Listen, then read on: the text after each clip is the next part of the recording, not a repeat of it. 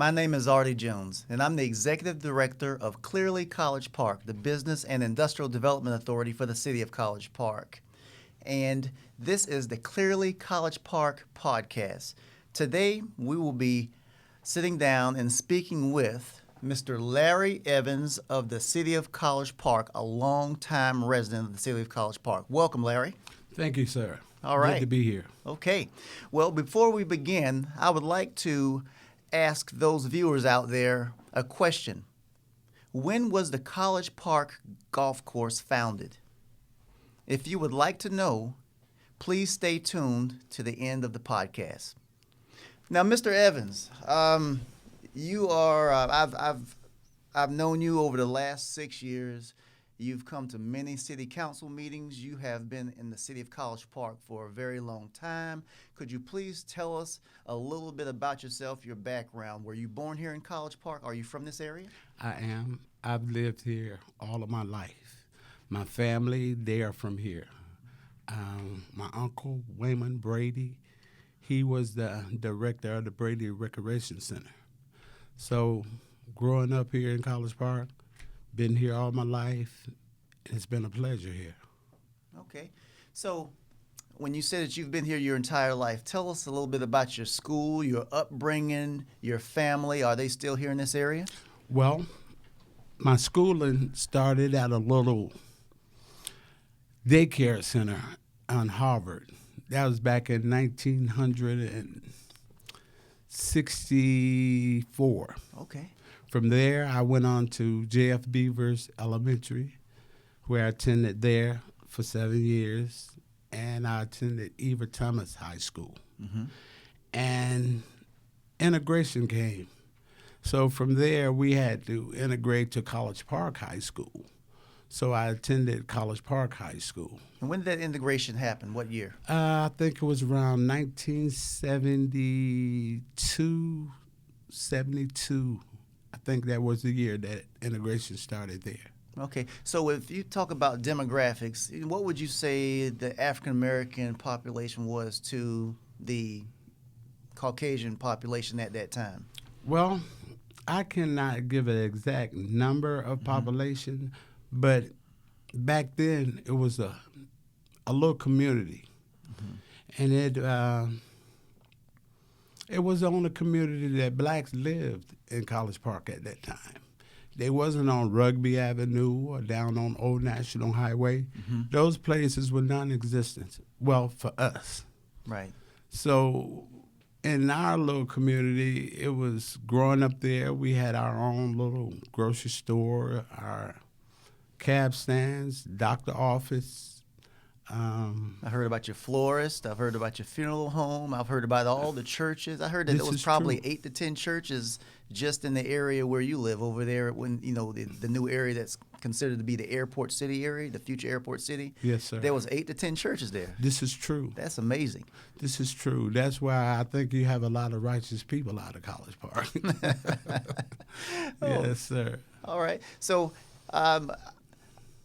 One thing that I've learned about the city of College Park is that there were hundreds, well, even thousands of people that have been displaced over the years. Can you remember about the airport before it was actually here until this current day? How was it prior to the airport? Well, prior to the airport has always been there since I was born. Yeah, but it was a lot smaller scale, though. Well, it was a smaller scale, but we, growing up there, the airport was a place that you could always get a job in College Park. You know, they always had jobs around the airport, and a lot of families, the airport supported a lot of families that people from College Park, from where I grew up, they was employed at the airport. But the thing was, back then, the planes, they were so loud. And we would have to adjust our TV whenever a plane goes over. And not only that, if you probably met someone from College Park, they have a tendency to talk loud because we had to talk over the planes that went over. So those are some of the little things that we experienced growing up there. And For the foremost, it was nice. It was nice. It was a community where each one cared for each other. We had a lot of love. It wasn't a whole lot of money, but it was a whole lot of love in our community. And that stems from the churches, the schools, the Brady Center. It all revolved around our community. These places where we was taught to, I would say, to do the best that you can do. Right. And you were talking about the Brady Center as far as, I believe it was your uncle that was actually the director over the Brady Center? Exactly. My grandfather's brother. Yeah. He and his wife. Yeah. It's Bessie Brady. Yeah. Okay. And so tell me this. Do you think, how do you feel about the airport overall? I mean, a lot of families were displaced. A lot of families moved out of this area. You know, they sold their property to the airport, and you know they moved away. And now that they come back, I know that you guys have a family. What do you call it? A reunion. A reunion. College Park reunion. Yeah, College Park reunion. Tell me, what are some of the stories that they talk about? You know, in College Park, do they feel that it's moving in the right direction? Well, a lot of the families that moved out, they feel as though they didn't have the right information during that time when the abatement program came in and purchased a lot of the property there in College Park. So when that took place, it eradicated all the families and businesses that was in that area.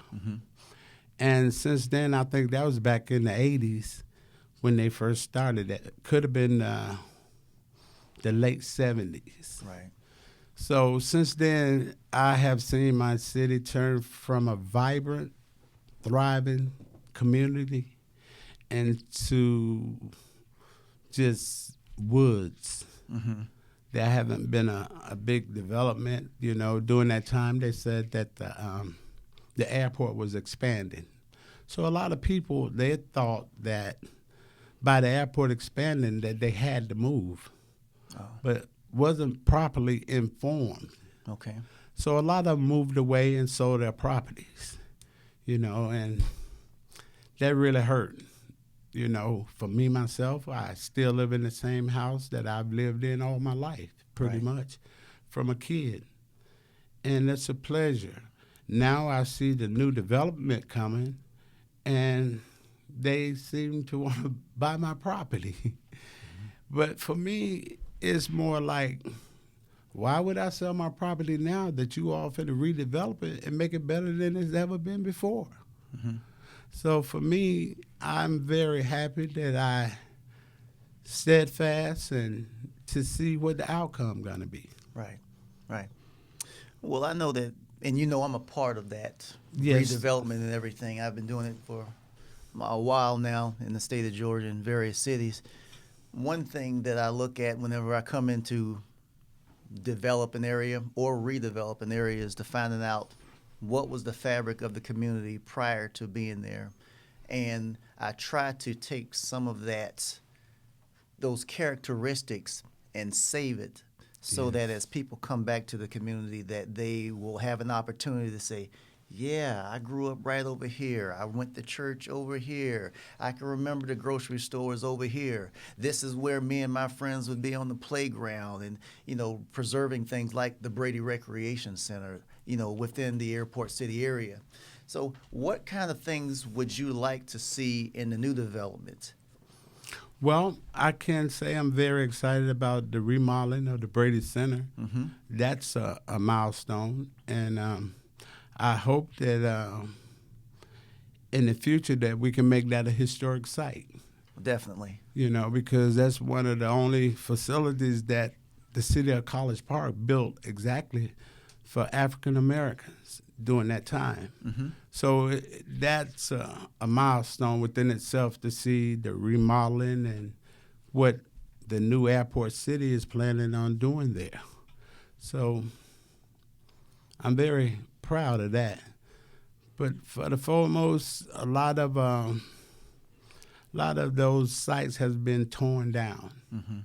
You know, the streets are still there, and a lot of us who are original people from College Park who grew up there, they still ride through the city and reminiscing about what once was there.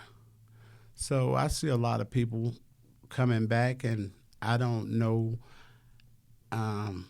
what the full development is for the housing that the city will be building.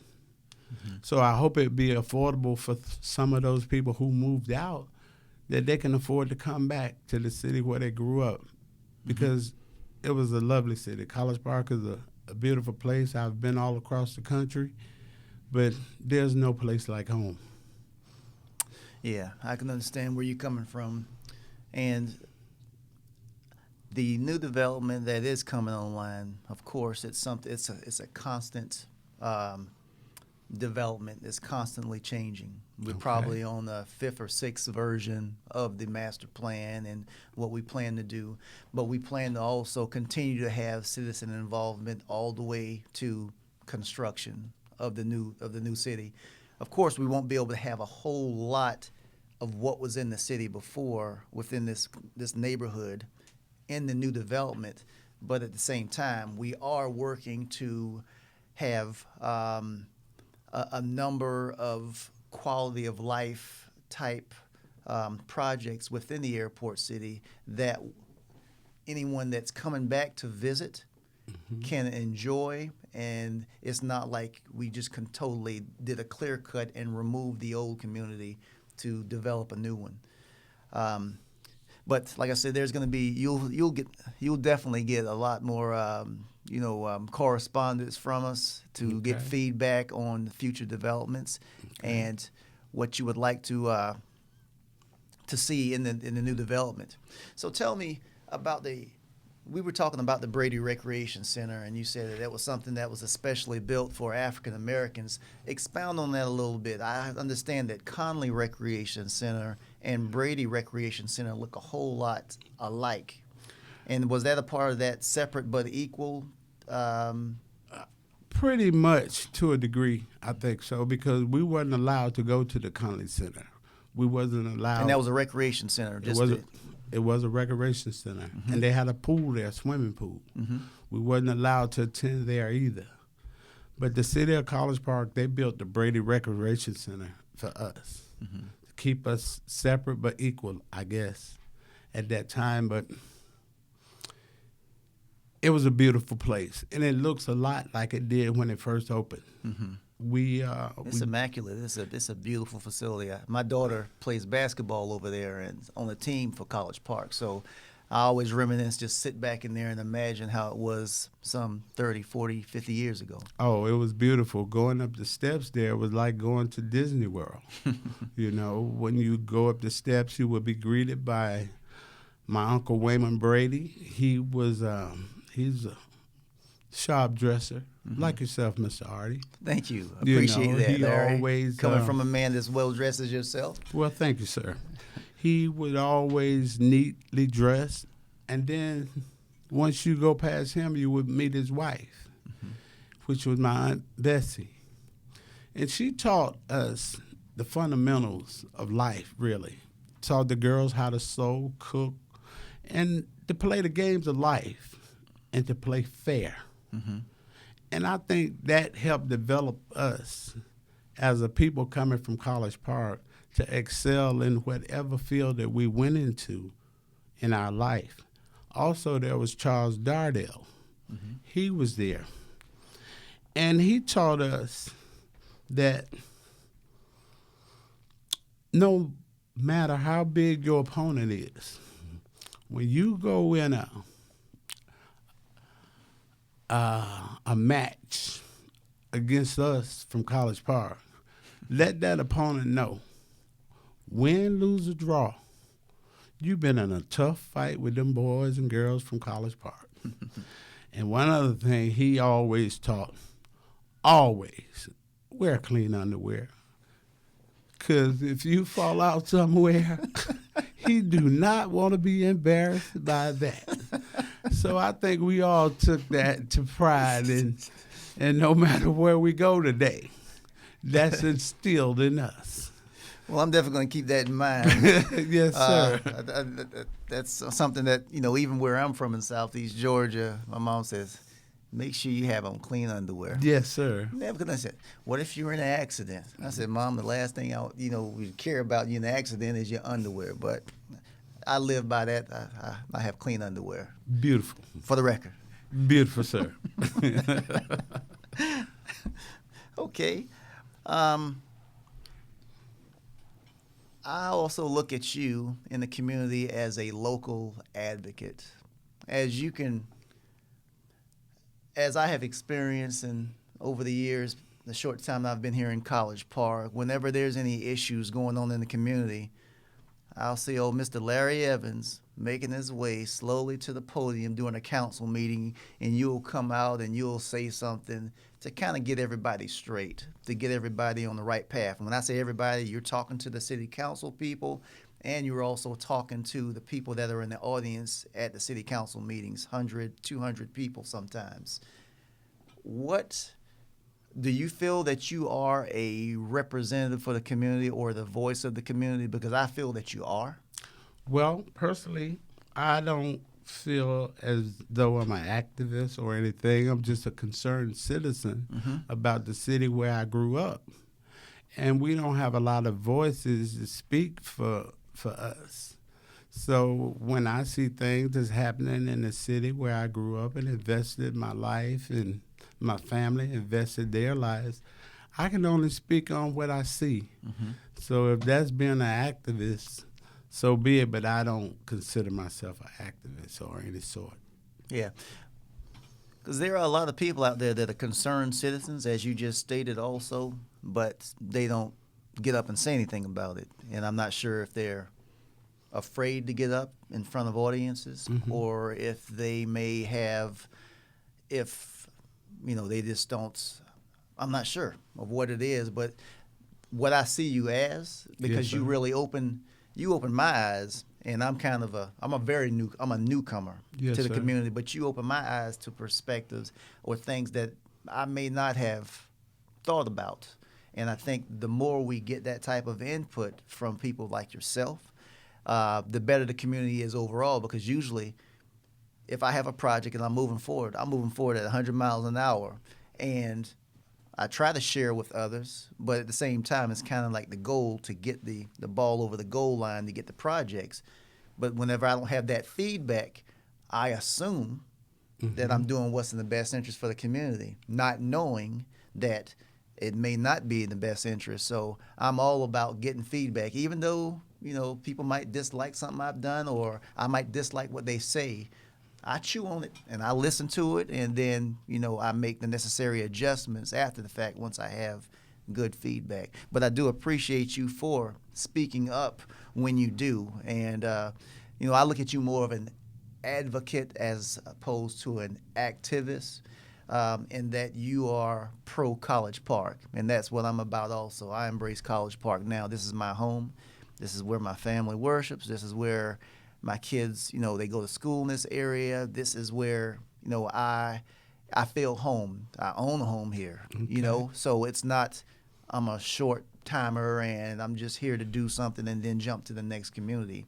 This is a place where I would put down roots, and, have memories.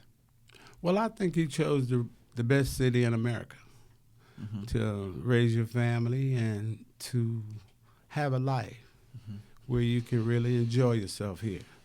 In all cities you have problems, but as we communicate, as the leaders of College Park communicate with the citizens of College Park, we can make it even a little bit better. So once you communicate and get a clear understanding where each one stands and where the other sits, there should be a clear understanding. So we kind of talked about the history of College Park and kind of current development. How do you feel about the Skyhawks, the College Park Skyhawks? Oh, that's beautiful. That's beautiful, because I think by them coming to College Park, it opens the door for the Brady Recreation Center. For the youth who's there, and not being biased or anything, but I know if you went through the Brady Recreation Center, you're going to become a champion because that's what the Brady Center has pretty much always produced is champions. Mm-hmm. We always was strive to be number one because number two wasn't the winner and number three no one remember. So I'm very excited about that, and I hope that by them being in College Park that some of their representatives can go over to the Brady Center and also the Tracy Wyatt Center that's on Garvey Road, that they may see the development of the young youth that's coming up. Mm-hmm. And how do you feel about that Atlanta Dream now? The Atlanta Dream, this is their home also. Well, professional women's basketball. Again, how can you lose by being in College Park? You can't lose, and I'm very happy about that and excited. So it's a win-win situation here that's taking place in College Park. It's developing, and I'm proud to be a part of this development, and I'm looking forward to the future, that it's going to get even better. And that opens up the door for some of my closing remarks and closing questions for you, talking about the future. Yes, sir. This podcast is all about getting College Park's message out about what's clearly College Park, what's going on here in College Park. And it's not, this is not, big time media right talking about the latest crime that happened on a particular street or, anything like that. So the reason that you're here today is to get that message out about what College Park clearly is.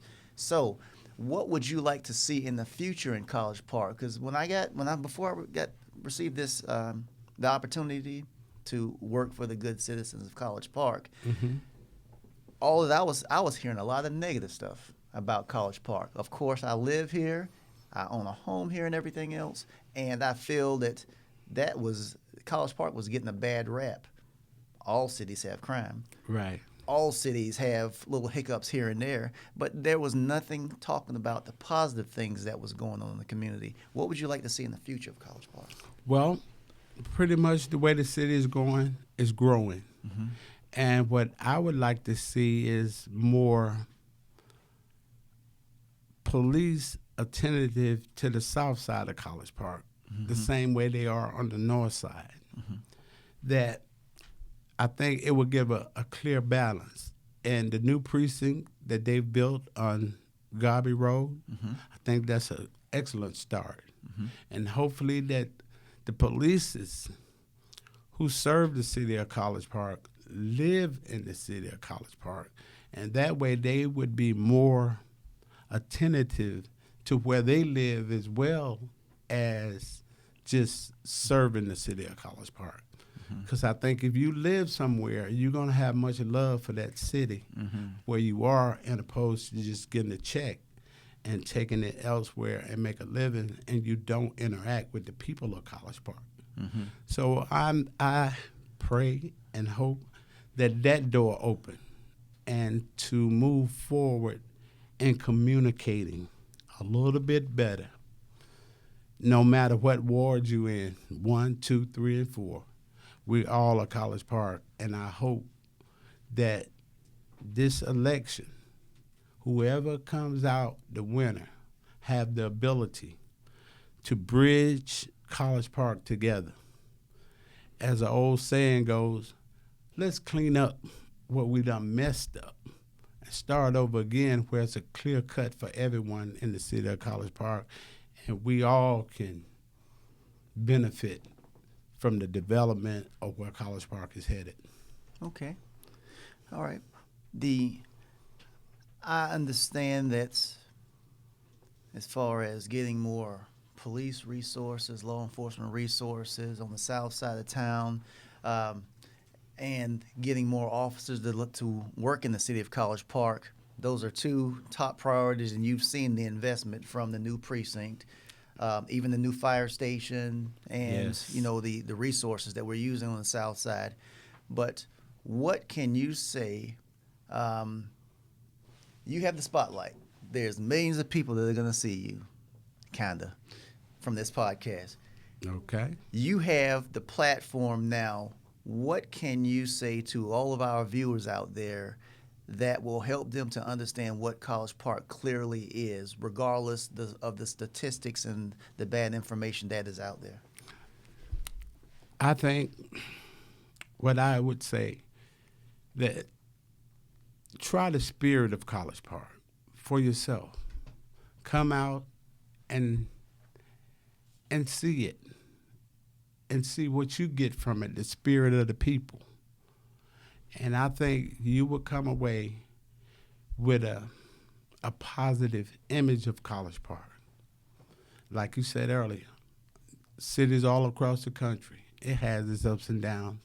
But I say College Park is one of the best cities that you can live because you got access to everything. Mm-hmm. You 5 minutes from about 10 minutes from downtown, jump on the Interstate 85 downtown. You can take the MARTA train, go anywhere in Atlanta you would like to be. Or you could walk to the airport and go anywhere in the world that you'd like to go. Right. So College Park is a prime location for that individual who's growing with positive spirits and want for one what they want for all. So once we get on that level, I want for you what I want for myself, and I hope that's where we are going in the city of College Park. I believe we're going to be very much at peace. Yeah, I feel that College Park is also a community that embraces diversity. Yes. Regardless of where you come from, regardless of what your background, ethnic, sexual, or whatever, College Park is a community that embraces everyone, and they are free to have a great lifestyle here in this great city. So, as we wrap up, what would you like to leave our guest today, Mr. Evans? Well, as we say in the streets, if you white, College Park is all right. If you black, College Park is where the good living is at. If you brown, College Park is your kind of town. Even if you're just straight up yellow, you welcome, fella. Even if you're gay, in College Park, you could stay. So I leave with that from the streets, and I think that diversity, we will be all right. All right. Well, thank you, Mr. Evans. I really appreciate you coming and visiting with me today, and I appreciate your support and your advocacy for the community and speaking up when others won't. Yes, sir. All right. Well, thank you once again for visiting with us.